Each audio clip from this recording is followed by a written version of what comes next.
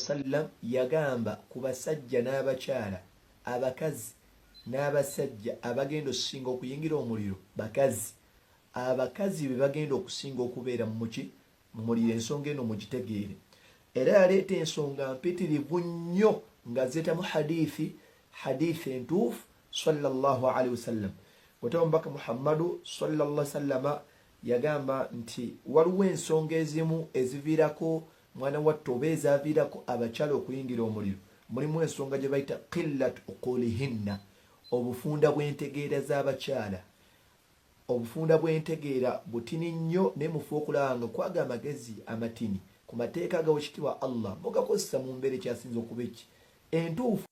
Mbalamusizaako nnyo bassebo ne bannyabo mu linnya lya Mukama waffe Yesu Kristo, omwana wa Katonda omulamu.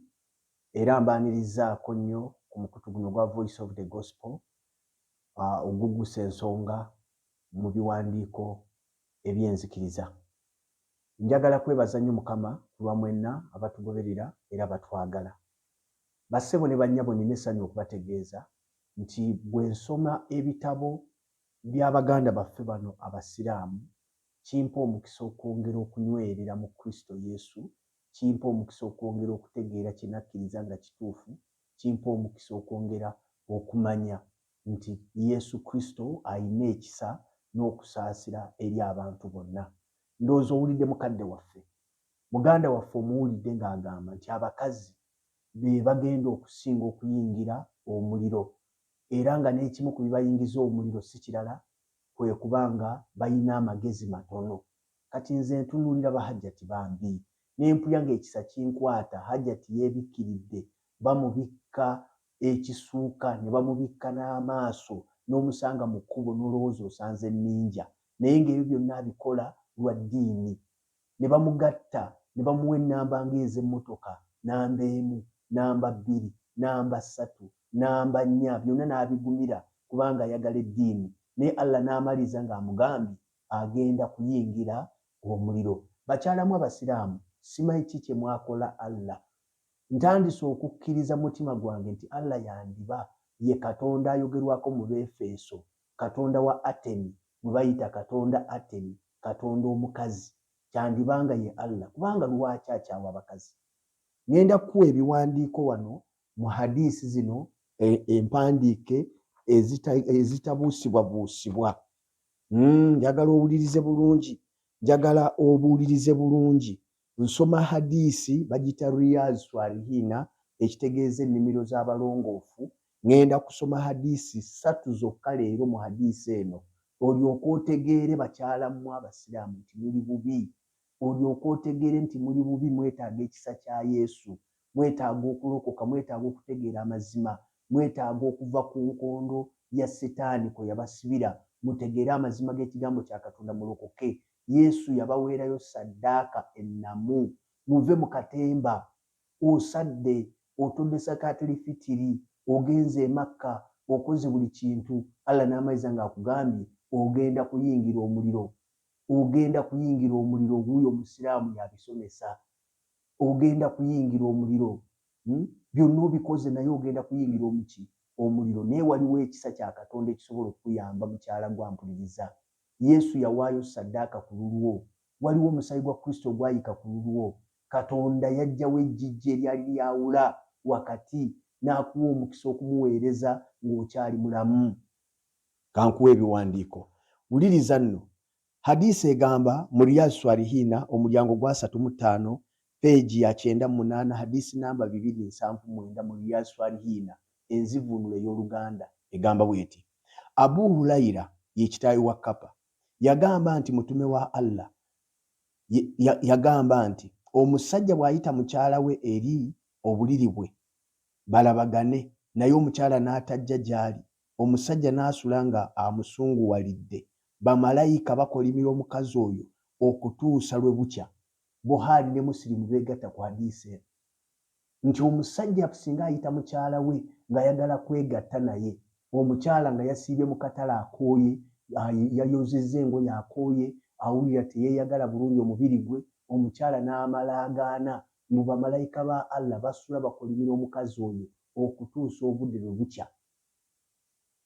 naye weebuuze nti ye omusajja alina abakazi bameka? Bana. Waliwo omukazi lwaba amwetaaze nga yagenze wa hajati ku Lusuumu. Waliwo lwaba amwetaaze nga yagenze wa Mayimuuna. Tewali kiwandiiko kiraga nti ye omukazi oyo bw'asula ng'asunguwadde ng'omwami taliiwo bamalayika ba Allah bakolimira omusajja. Nedda, bamalayika ba Allah era bakolimira mukazi. Muhammad asomesa ekintu ekizibu okukkiriza ne bw'oba ofaanana otya. N'agamba nti omukazi ne bw'aba ali mu nsonga baawe bw'amuyita okwegatta naye alina kukkiriza. Tubisanga wa Riyaz Swalihin era hadisi namba ya 282. Riyaz Swalihin hadisi namba ya 282 egamba bweti Abi Alitwalibina Ali radhiyallahu anhu yagamba nti mutume wa Allah SAW yagamba nti omusajja bw'akoola mukyala we olw'okutuukiriza ekyetaago kye, kale omukyala agende nga gy'ali ne bw'aba ng'ali mu nsonga. Kati njagala gwe mukyala gwampuliriza olabe ebimu ku bigenda okutwala mu jahannama mu muliro gwa Allah kwe kugaana okugenda ew'omwami wo ng'oli mu nsonga. Naye bakazi bameka asobola okigumiikiriza? Ye amaddu ga ngeri kyaga gatasobola kugumiikiriza mukazi kuva mu nsonga. Bassebo ne bannyabo bakyalamu abampuliriza nammwe basajja bampuliriza, musobola okuva mu butego bwa sitaani buno. Musobola okuva mu bintu bino ebya Wakayima ne Wango. Musobola okulokoka ne mwenenya ne mukyuka ne mufuna eddembe Kristo ly'agaba. Yesu agaba eddembe erya nnamaddala. Yesu asobola okuwa eddembe mukyala gwe erya nnamaddala n'ofuuka omuweereza wa Katonda n'ova mu ono katemba. Ono katemba yennyini gwe nkubuulira, ono katemba ono osobola omuvaamu.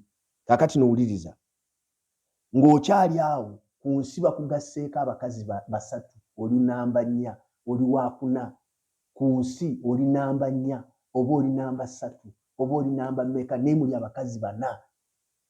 Kati obaawo bw'alituuka mu jjana bagenda kumuwa abakazi 7 Kati lowooza ku nsi bw'oba obadde nga osobola okwerabirira nga baawo tafaayo kubanga alina abakazi abalala, abaana bo gw'otoba nabo kubanga baawo alina abakazi abalala, kinaaba kitya eri abakazi ab'omu jjana?